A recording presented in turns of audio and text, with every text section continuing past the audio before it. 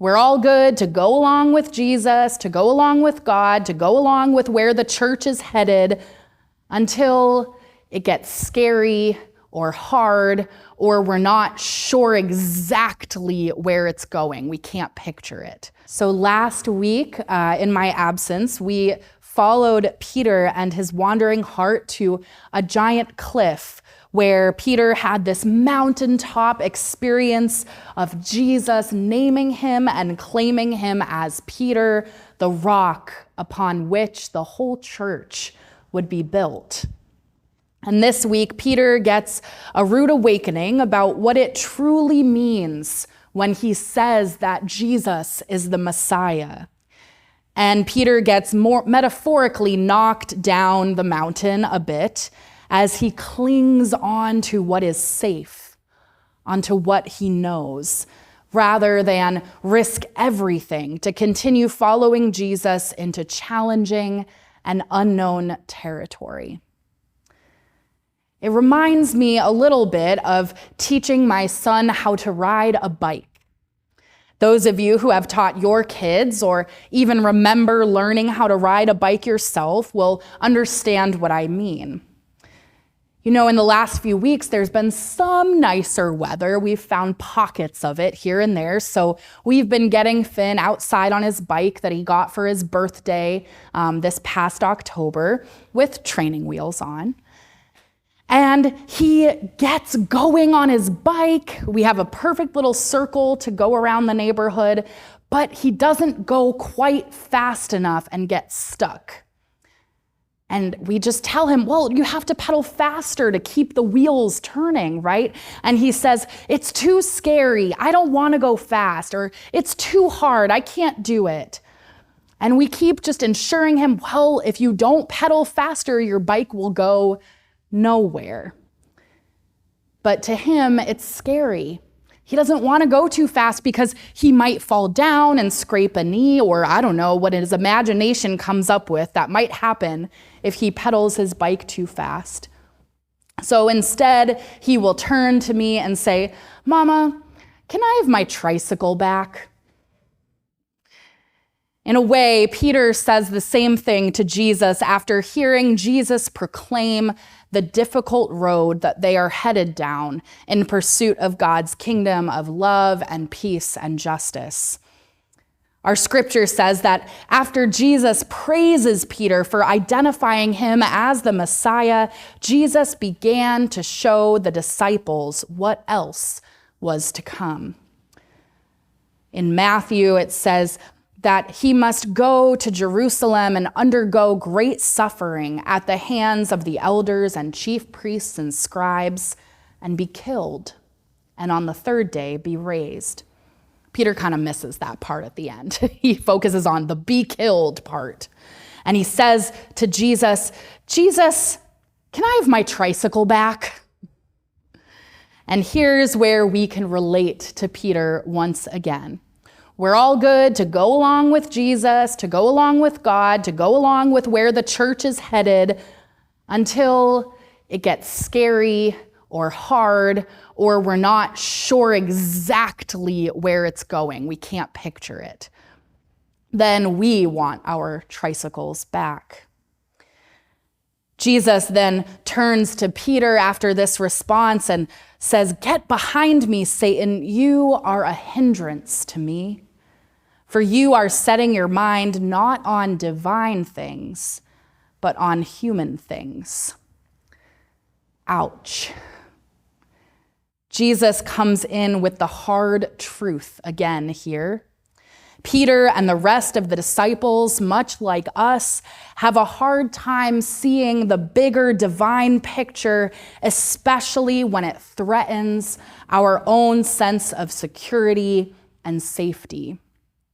When things get hard or unknown or not how we would personally prefer them, or they cost us something, or it's not the way we've always done things, then we want our tricycles back. We set our minds on human things rather than divine things. Now, this response from Jesus may seem pretty harsh, especially coming from a trusted friend. But I learned this week that the word that Jesus says for "get behind me" in Greek translates to opisomau, which is the same phrase that Jesus uses in Matthew 4:19 when he says to Peter, "Follow me." So in Greek, "get behind me" and "follow me" are actually the same word.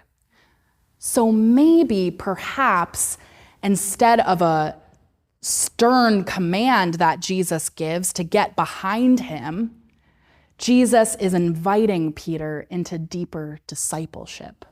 Follow me even deeper, even and especially when things get hard.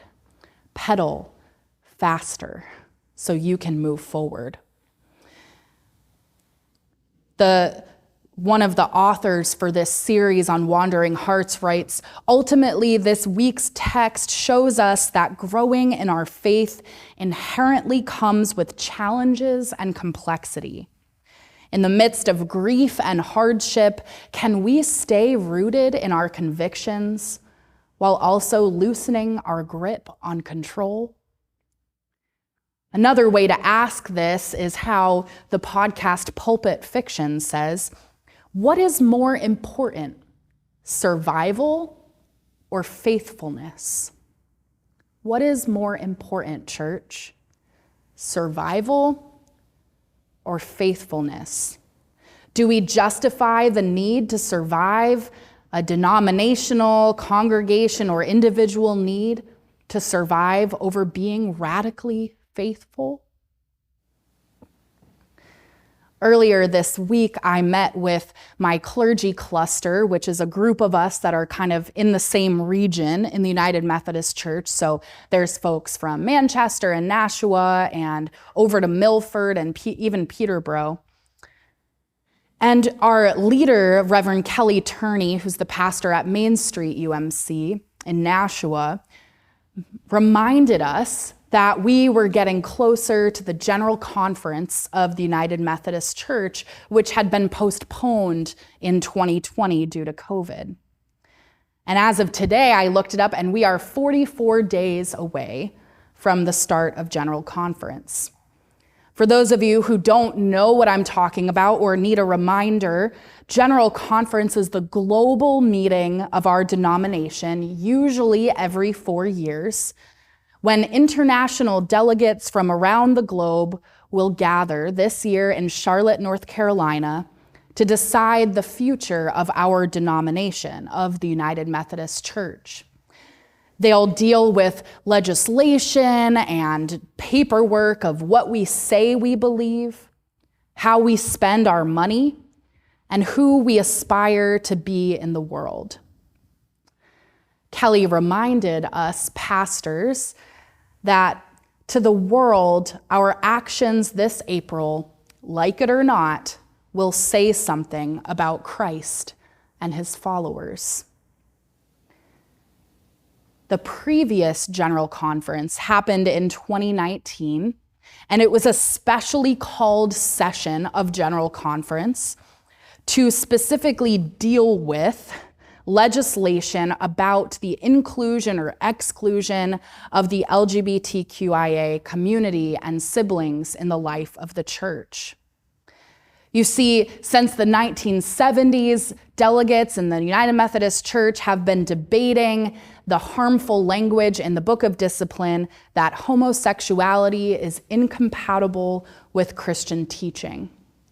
There are rules and regulations in there that make statements about who can be a pastor based on their sexual orientation and who cannot.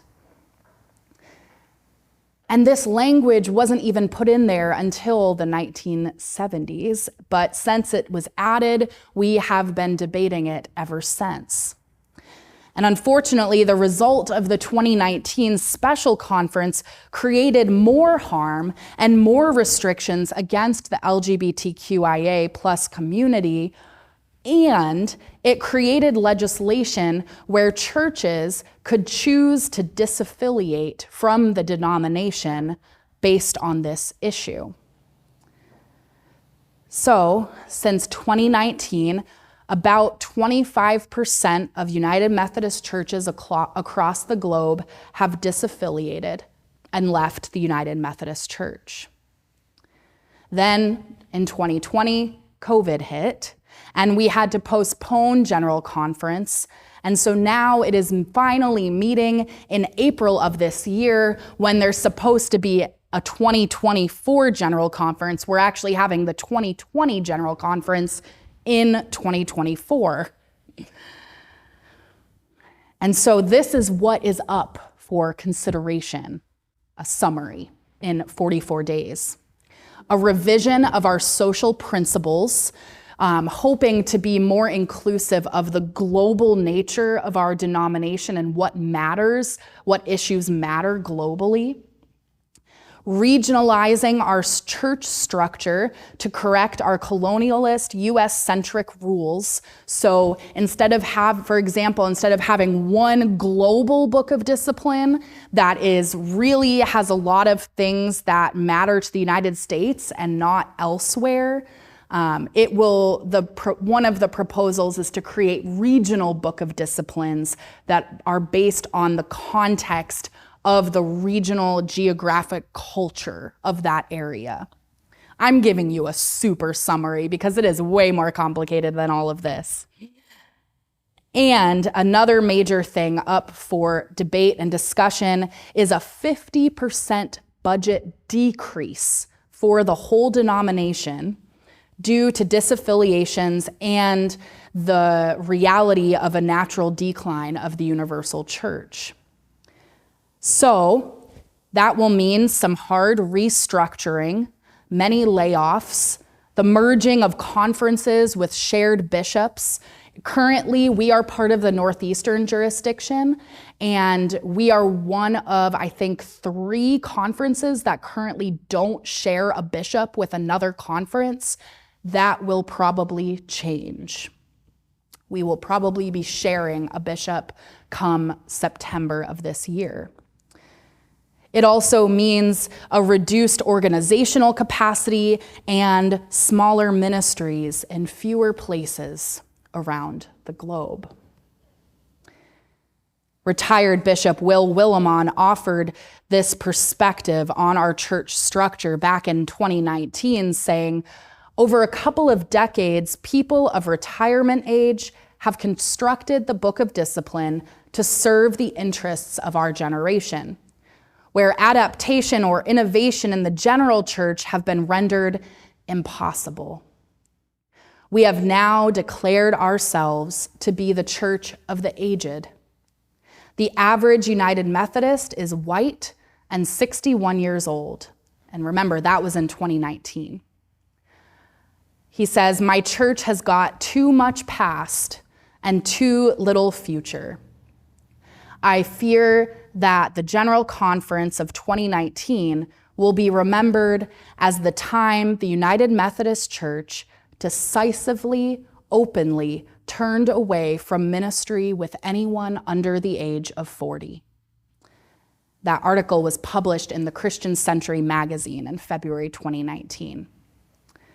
Another comment was made by historian Tom Frank, saying, after General Conference 2019, saying, the United Methodist Church has had a good run of 51 years through some turbulent times, and the Leviathan of the big denomination and an obsession with growing and being the biggest has had its day. Hey, Jesus, can I have my tricycle back? It would be easy for us to put our heads down in our local churches and focus on what we're doing here. And yes, we will do that. But when we do that, we ignore the reality of what is happening in the church and the world, and what people outside the church are being told via the media and news coverage that will cover General Conference in widespread, vague realities, we ignore those people and what they are being told the church is. When we put our heads in the sand, we get rebuked by Jesus for focusing on human things instead of divine things. Instead, we must get back on our scary bicycles, albeit with training wheels, pedal a little faster so that we can move forward with God's vision of love, peace, and justice for all. And this doesn't mean that we dismiss or get rid of the past, not at all. We honor that legacy and we know of the ways that it has gotten us to where we are, and we can learn from it, because I bet you, those of you who are older sitting in the pews today, even myself at 33 years old, I grew up in the United Methodist Church and had big dreams of the growth and where it was going to be today that have all kind of shattered. And so we need to, instead of clinging to that reality that is not going anywhere, because here we are 51 years later, and this is what the church looks like. It's gotten smaller if you look at numbers rather than bigger. And we need to put those tricycles away, sell them in the church yard sale like I did, and get on our bicycles so that we can move forward where God is guiding us to go, and to reach out to more people and to love more people. And this is scary. We want to say to Jesus, no, don't take us there. Don't go there, and don't take us there. I don't like that. That makes me uncomfortable. I constantly think about my job security. What am I going to do? I'm young, and where I've been called to be a pastor, and what does that look like in 20 years from now? I don't know. That's terrifying to me too. But the good news, because there always is that we are reminded and shown again and again and again that we don't go at this alone. Not only do we have Jesus to lead the way when he says, get behind me, he's going to lead, follow me deeper. But we have each other to help pick us back up when we inevitably fall off our bikes and get a scratch.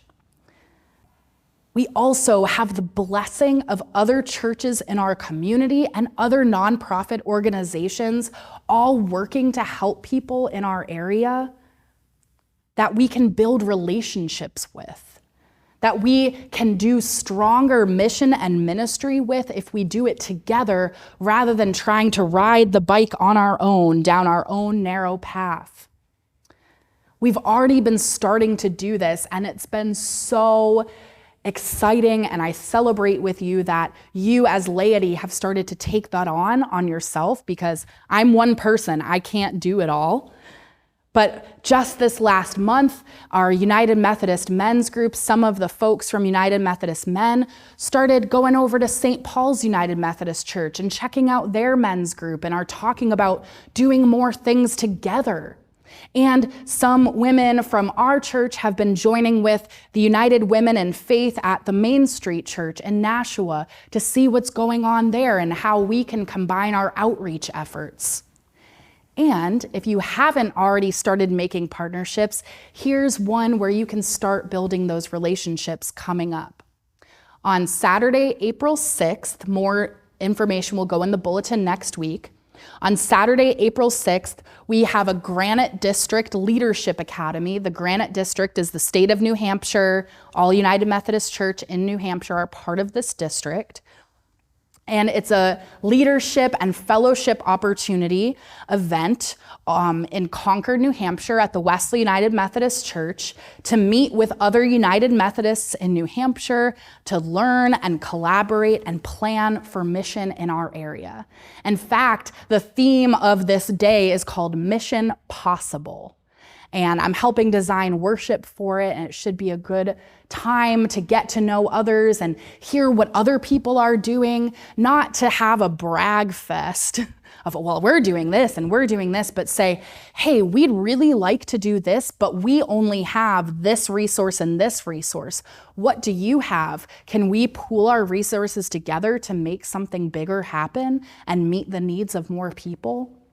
This is a great opportunity to meet other United Methodists with a heart and a passion the same as yours to do something bigger than we could even imagine doing on our own.